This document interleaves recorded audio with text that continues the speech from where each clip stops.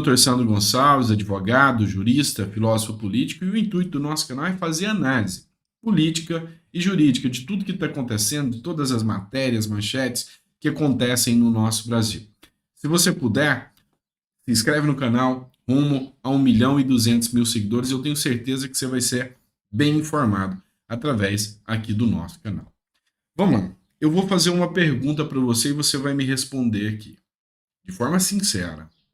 Se você realmente tivesse um documento comprometedor, você sairia de viagem e deixaria esse documento em casa, sabendo que a qualquer momento a Polícia Federal poderia ir lá e achar esse documento? Pois é, esse é um questionamento que muitos fizeram aqui no comentário do canal. E eu vou te explicar um pouco mais sobre isso. Bora lá, pessoal. Vem comigo. Nem a vinheta eu vou colocar porque os assuntos são sérios. Vocês viram, foi veiculado ontem, que a Polícia Federal encontrou um documento. Tá? E esse documento, na casa do Anderson Torres, que era o ministro da Justiça de Bolsonaro, foi lavrado e redigido para Bolsonaro. E Bolsonaro poderia, com esse documento, se isso tivesse válido, mudar o resultado da eleição. E esse documento foi encontrado na casa do Anderson Torres, enquanto o Anderson Torres está de viagem para os Estados Unidos. Informações dizem que Anderson Torres chegou a se encontrar com Bolsonaro ainda esse ano, tá? Então, isso ainda complica um pouco mais a situação. A Polícia Federal encontrou durante busca e apreensão na casa do ex-ministro da Justiça, Anderson Torres, uma proposta de decreto para que o Jair Bolsonaro instaurasse estado de defesa no Tribunal Superior Eleitoral enquanto ainda era presidente da República. O texto teria como objetivo reverter o resultado da eleição presidencial, da qual Luiz Inácio Lula da Silva saiu vitorioso. Essa é uma matéria da CNN, tá? Que eu trouxe para vocês. Em suma, o que é o estado de defesa? A Constituição vai te responder no seu artigo 136. Então, o estado de defesa e a GLO são bem parecidos. A diferença é que no estado de defesa, o presidente continua como um mandatário e o organizador daquela situação. Na GLO, a responsabilidade é dos militares. Vamos lá. Artigo 136. O presidente da República pode, ouvidos o Conselho da República e o Conselho da Defesa Nacional, que são compostos por militares, decretar estado de defesa para preservar ou prontamente restabelecer em locais restritos dentro do TSE, tá? E determinados a ordem pública ou a paz social, ameaçadas por grave e iminente instabilidade institucional ou atingidas por calamidades de grandes proporções na natureza. Então, o argumento era a instabilidade institucional. Tá? Segundo informações que foram veiculadas na mídia, Bolsonaro pretendia, inclusive, já com essa ordem, prender Alexandre de Moraes com base nesse documento. Aí eu retorno àquela pergunta que eu fiz a você.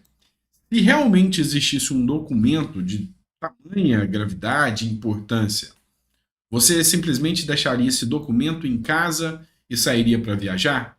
Pois é, então várias teorias estão surgindo. Uma delas, que esse documento é falso. Outra delas, que esse documento foi implantado. Outra delas, que esse documento é real. Pois é, o Anderson Torres confirmou a existência do documento, que o documento é real. E o Anderson Torres afirmou que o documento achado pela PF em sua casa foi vazado fora do contexto. Então ele confirmou que o documento existe, que o documento estava lá. E ele, inclusive, postou o seguinte no seu Twitter. Tá? No cargo de ministro da Justiça, nos deparamos com audiências, sugestões e propostas dos mais diversos tipos. Cabe a quem ocupa tal posição o discernimento de entender o que efetivamente contribui para o Brasil. E ele está certo. Ele falou que ele recebeu isso como sugestão, deixou lá, ficou arquivado e não colocou em prática. Então, será que existe a possibilidade de um crime tentado simplesmente pela existência de um documento? Esse é um ponto que nós temos que refletir. Ontem eu cheguei a falar, esse documento vai ocasionar a prisão de Jair Messias Bolsonaro. Mas a grande questão é, Não estou falando que isso é legal. Eu estou falando que, vendo o Brasil da forma que ele está, você acha que eles não vão usar isso como pretexto para prender Bolsonaro?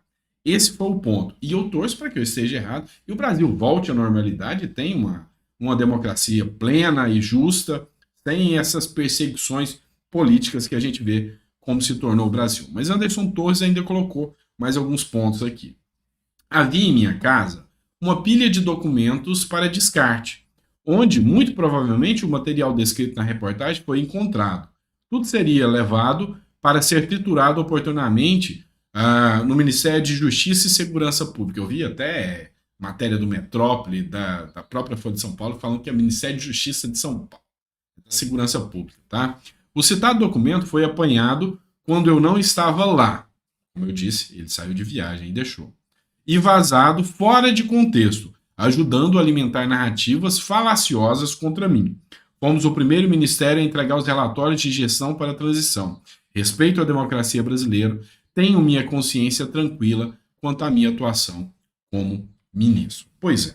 Então, o grande ponto aqui que leva muitas pessoas a analisarem a situação que foi exposta é que pode um documento ser utilizado como uma tentativa.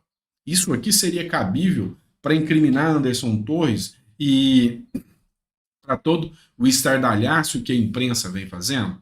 Essa é a grande questão e o grande ponto a se discutir. Vamos lá, vamos falar um pouco mais. Ives Gandra Martins é um dos maiores juristas do Brasil hoje. Ele ontem foi postado um vídeo dele pelo senador Girão, onde ele falava o seguinte sobre a Constituição da República, em especial o inciso 43 do artigo 5º da Constituição. A lei considerará crimes inafiançáveis e insuscetíveis de graça, anistia ou insuscetíveis de graça ou anistia a prática de tortura, o tráfico ilícito de entorpecentes e drogas afins e o terrorismo, definidos como crimes hediondos. Por eles respondendo. Aqui é o ponto importante. Os mandantes. Quem mandou fazer os atos de terrorismo?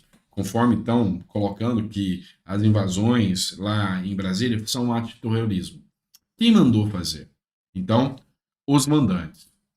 Os executores. Esses, partes estão presos e outros que não foram executores estão presos também. Os que, podendo evitá-los, se omitiram. Aqui é o grande ponto. Por que é o grande ponto que eu quero trazer para você?